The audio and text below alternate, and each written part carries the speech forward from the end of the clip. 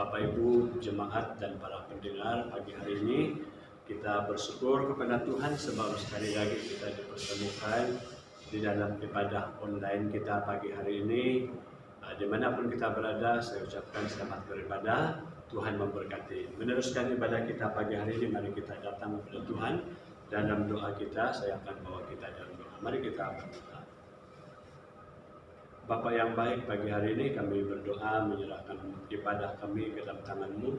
Tuhan akan menyertai kami dari awal ibadah kami sehingga selesai, agar setiap kami diberkati melalui pujian, penyembahan, bahkan firman-Mu pagi hari ini, supaya setiap kami yang mendengar dan yang beribadah pagi hari ini sungguh diberkati melalui ibadah ini, ya Tuhan. Terpujilah nama-Mu di doa kami, dalam nama Tuhan Yesus kami sudah berdoa.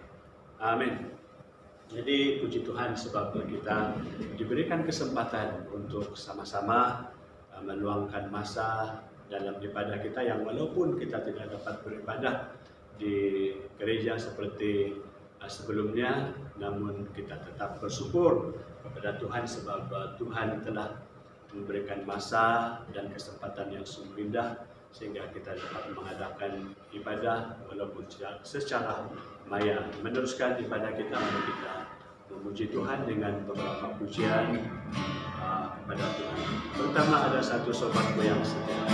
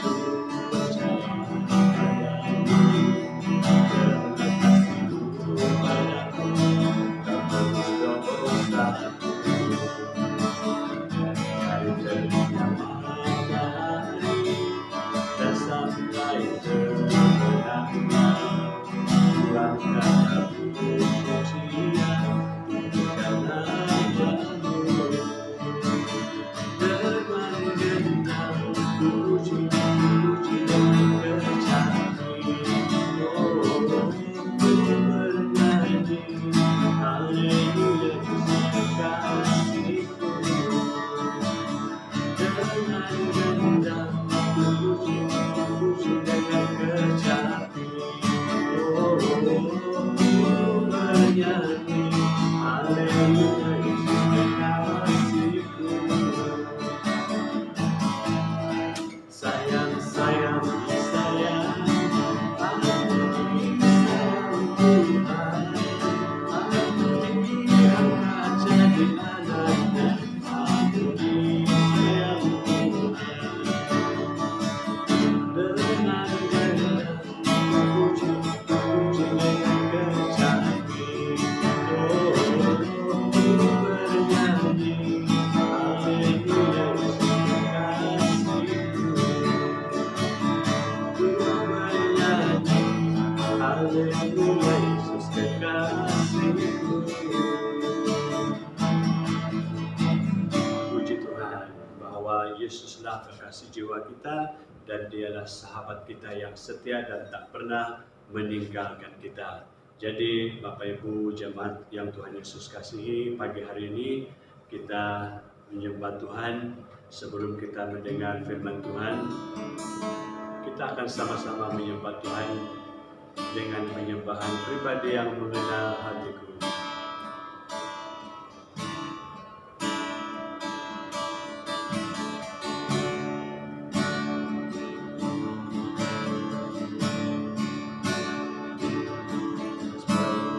Biru sayang haus, rindu aliran sungaimu.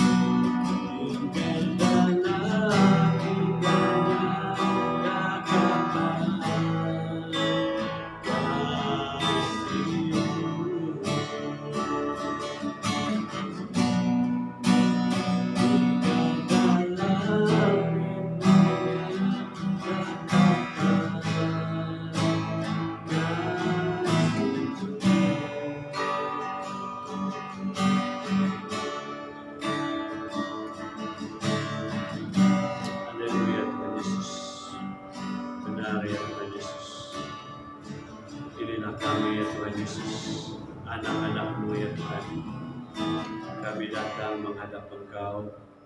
Kami bersyukur kepadamu kesempatan yang indah pagi hari ini untuk kami sama-sama memuji Tuhan, menyembah Engkau pagi hari ini.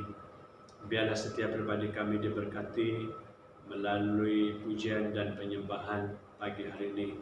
Sebentar kami akan mendengar firman-Mu, Tuhan akan menyertai kami. Pakailah hamba-Mu yang akan menyampaikan firman-Mu, agar menjadi saudara berkat kepada setiap pendengar pagi hari ini, dan semua kami didorong melalui sabda-Mu pagi hari ini. Terpujilah nama-Mu, ini doa kami, hanya di dalam nama Tuhan Yesus Kristus kami sudah berdoa. Amin. Kita teruskan ibadah kita dengan firman Tuhan. Mari bersama saya melihat dalam Efesus 5 ayat 15 sampai ayat yang ke-17. Efesus 5, 15 sampai ayat yang ke-17 saya baca untuk kita. Kita akan lihat dalam Alkitab kita masing-masing. Karena itu perhatikanlah dengan saksama bagaimana kamu hidup. Janganlah seperti orang bebal, tetapi seperti orang arif. Dan pergunakanlah waktu yang ada, karena hari-hari ini adalah jahat. Sebab itu janganlah kamu bodoh, tetapi usahakanlah supaya kamu mengerti kehendak Tuhan. Sekali lagi, Efesus 5, 15 sampai 17. Bapak Ibu, para jemaat dan para pendengar yang dihormati sekalian, yang Tuhan Yesus kasihi, bercakap tentang waktu dalam kaitannya dengan kehidupan kita sehari-hari. Kita mendapati bahwa satu fakta kehidupan ini yang kita jalani, kehidupan yang kita jalani di dunia ini adalah sangat singkat. Memang kita tak dapat menafikan semua itu. Alkitab menegaskan kepada kita bahwa usia manusia pada umumnya 70 tahun, dan kalau dia kuat katanya dia akan mencapai garis 80 tahun. Dikatakan dalam Mazmur 90 ayat yang ke-10, masa hidup kami 70 tahun, dan jika kami kuat 80 tahun. Dan kebanggaannya adalah kesukaran dan penderitaan, sebab berlalunya buru-buru dan kami melayang lenyap. Daripada teks yang dibacakan untuk kita pagi hari ini, saya bawa kita merenungkan satu tema, yaitu pergunakanlah waktu yang ada. Pergunakanlah waktu yang ada. Saya percaya kita banyak sekali telah mendengar bahagian ini dibawakan oleh hamba-hamba Tuhan yang lain, ataupun mungkin kita sendiri telah membawa bahagian ini. Namun pagi hari ini saya juga ingin kita sama-sama belajar daripada bahagian ini. Bapak Ibu yang dikasihi Tuhan, setuju atau tidak, kehidupan ini penuh dengan pilihan. Kita boleh memilih hidup yang bermakna, ataupun memilih untuk menjalani hidup yang sia-sia. Kita boleh memilih hidup memuliakan Allah, atau memilih hidup yang mempermalukan namanya. Nah, jadi pada saat memilih, kita boleh mengandalkan diri kita sendiri, ataupun mengutamakan diri sendiri dan hanya memperhatikan kepentingan sendiri. Tetapi kita juga dalam masa yang sama boleh memilih untuk mengutamakan hikmat Allah dan memuliakan Allah. Sebuah bagian daripada doa Musa yang pernah dicatat dalam kitab Mazmur menggambarkan akan kesadaran Musa betapa pentingnya waktu yang telah disediakan Allah bagi kita. Mazmur 90 ayat yang ke-12, Musa berkata, ajarlah kami menghitung hari-hari kami sedemikian hingga kami beroleh hati yang bijaksana. Nah, jadi jika kita bandingkan kehidupan kekal yang menantikan kita, hidup di dunia ini memanglah sangat singkat. Digambarkan dalam firman Tuhan, hidup kita sama seperti waktu. Hidup kita seperti bunga rumput yang kelihatan cantik lalu lenyap. Nah, tetapi bukankah kalau kita perhatikan, kalau kita kira 86.400 detik sehari, seharusnya lebih daripada cukup untuk kita melakukan sesuatu yang menyenangkan hati Tuhan. Kalau kita kira detik dia, saat dia. Nah, dalam kaitannya dengan panggilan hidup sebagai anak-anak terang, yang disampaikan Paulus dalam surat Efesus yang telah dibacakan, Efesus 5, 1 ayat sampai ayat 21. Kita dapat melihatlah dengan jelas bagaimana kita dapat mengisi dan memanfaatkan waktu kita dengan baik. Nah, bahwa sesungguhnya mempergunakan waktu dengan sebaik-baiknya adalah satu nasihat yang berasal daripada firman Tuhan, bukan daripada manusia. Namun sayangnya, Bapak Ibu Saudara sekalian, banyak orang-orang di luar sana yang tidak tahu pentingnya nilai hidup yang diberikan oleh Tuhan bagi dirinya. Sehingga apa yang terjadi, mereka mengabaikan kebenaran firman Tuhan dengan yang mengatakan pergunakan waktu yang ada. Oke?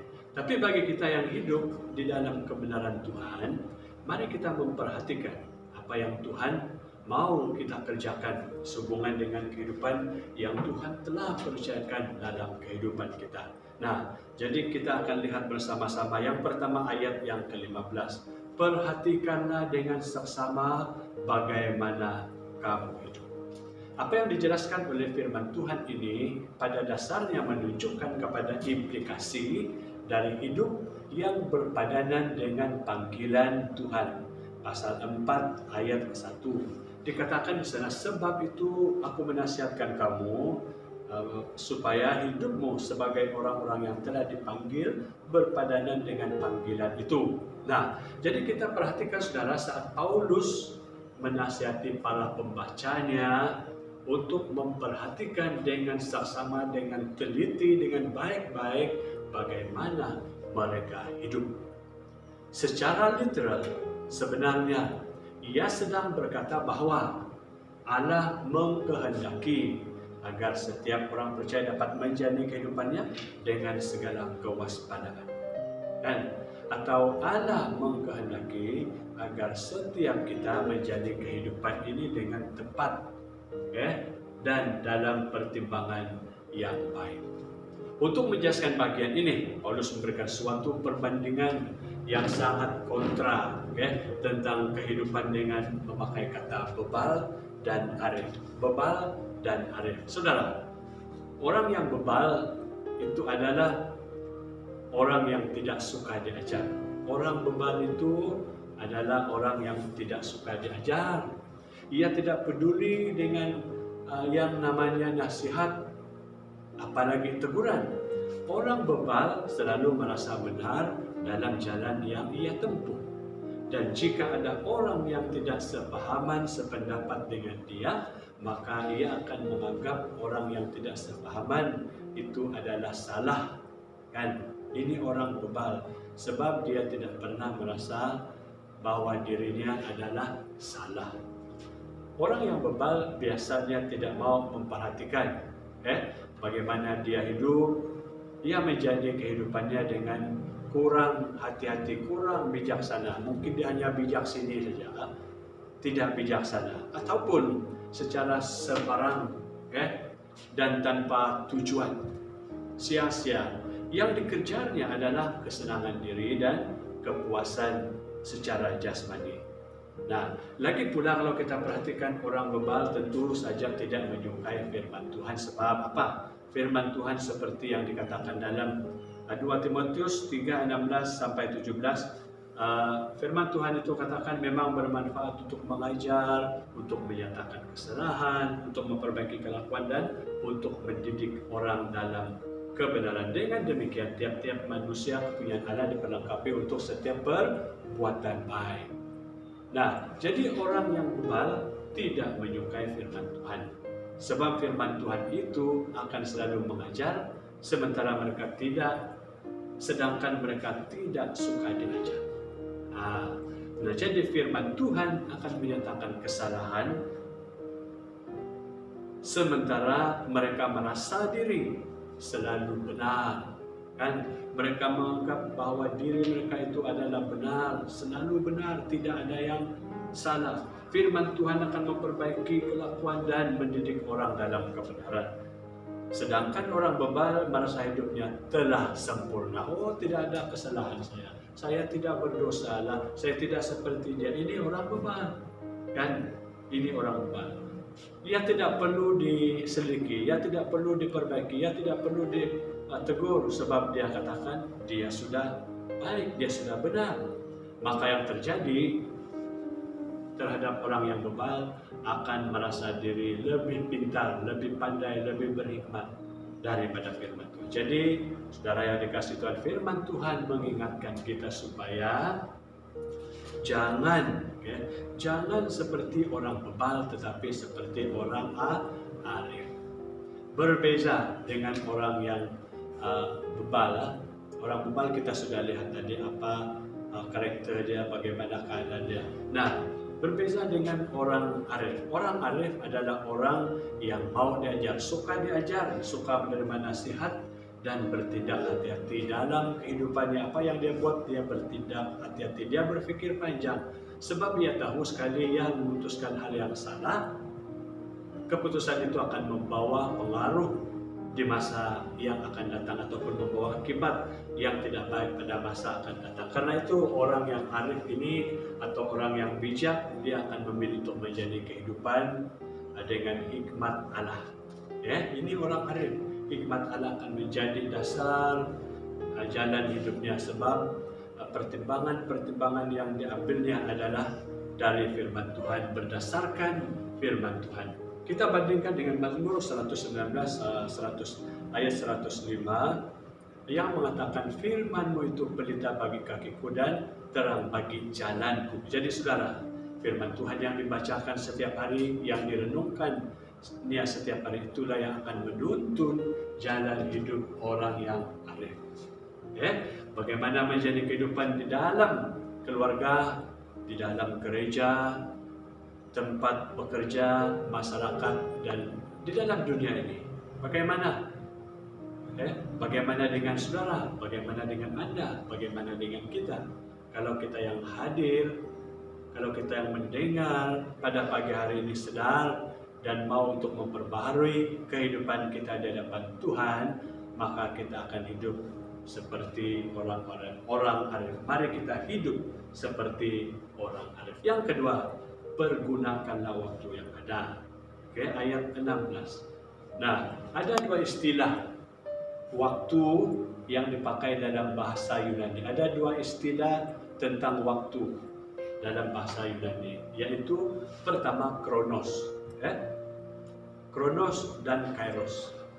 Kronos, dia bercakap soal kronologi ataupun waktu yang terus berjalan dari detik ataupun dari saat ke saat dan dari hari ke hari. Sedangkan kairos adalah waktu yang berkaitan dengan sebuah momentum ataupun kesempatan.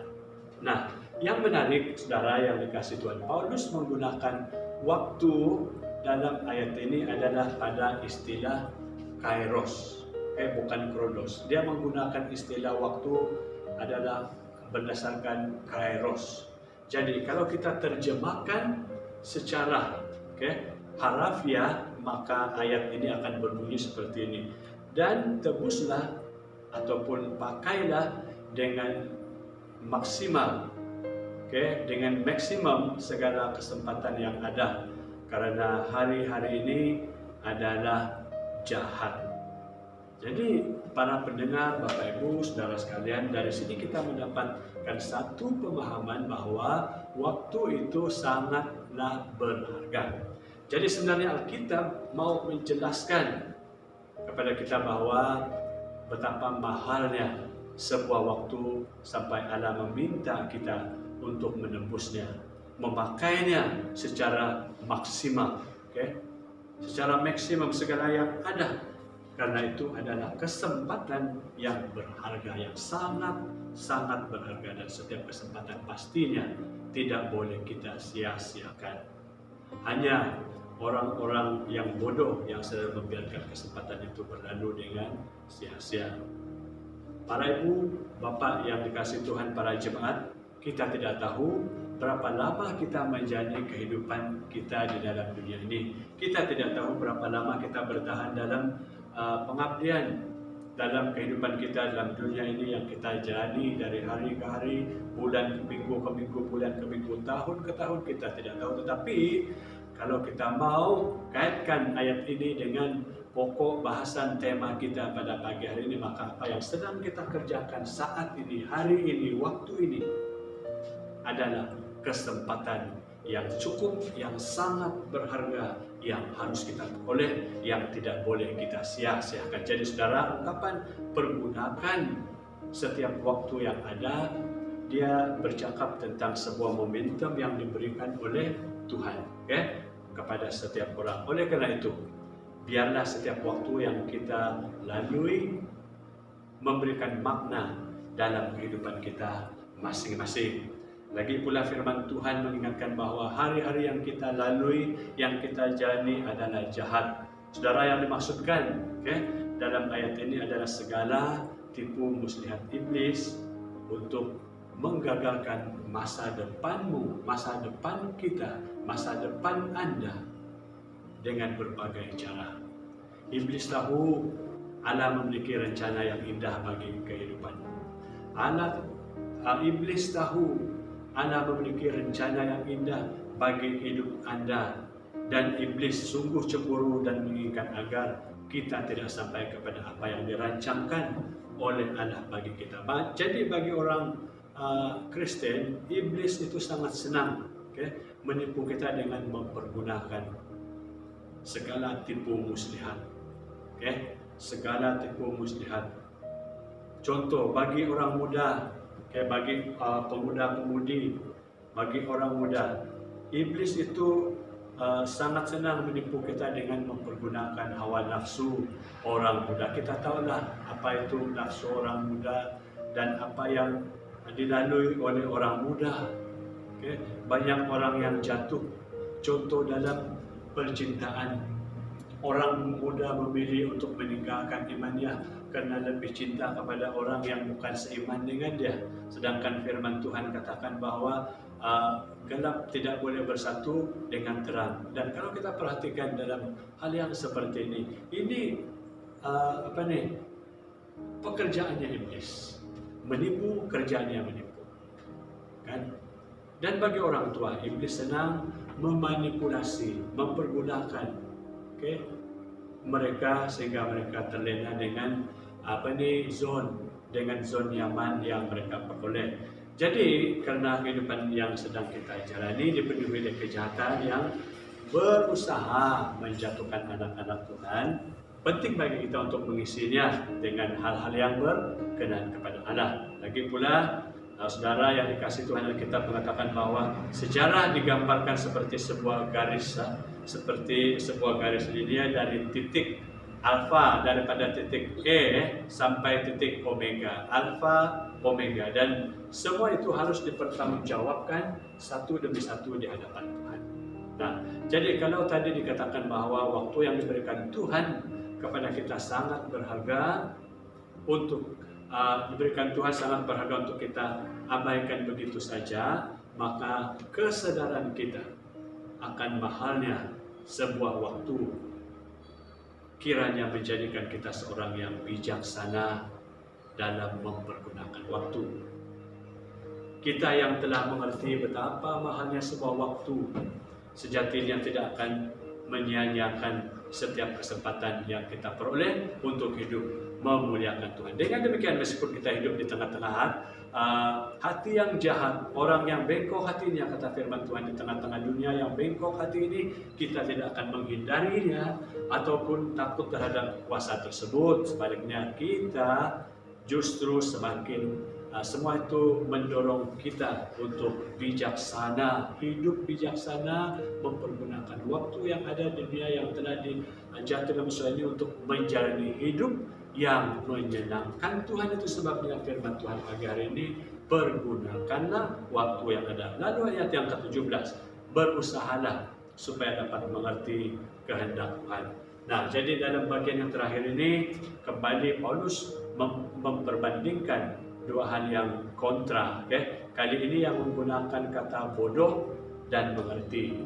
Dalam terjemahan baru dikatakan, sebab itu janganlah kamu bodoh, tetapi usahakanlah supaya kamu mengerti kehendak Tuhan. Ayat 17. Atau dalam terjemahan aslinya berkata, karena itu janganlah kamu menjadi bodoh, tetapi mengertilah apa apa yang menjadi kehendak Tuhan.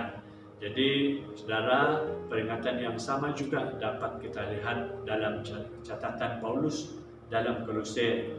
Di sana dikatakan, hiduplah dengan penuh hikmat terhadap orang-orang luar, pergunakanlah waktu yang ada. Dari sini kita mendapatkan satu pemahaman bahwa seseorang yang telah percaya kepada Tuhan Yesus tidak boleh kembali kepada cara hidup mereka yang lama, karena itu adalah suatu kebodohan.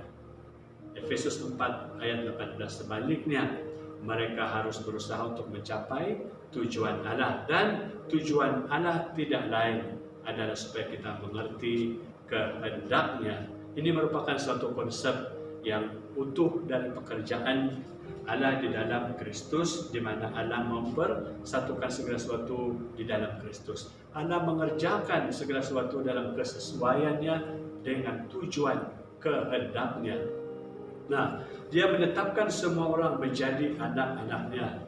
Pasal 1 ayat 5. Demikian juga sebagai anak-anak Tuhan, tujuan hidup kita tidak lain adalah untuk mengerti kehendak Tuhan. Karena itu saudara, para pendengar yang dikasihi Tuhan, seorang yang telah mengalami kelahiran baru di dalam Tuhan, pasti dia akan menghindari kehidupan yang bodoh. Sebaliknya Allah mengkehendaki kita untuk berusaha mengerti kehendaknya.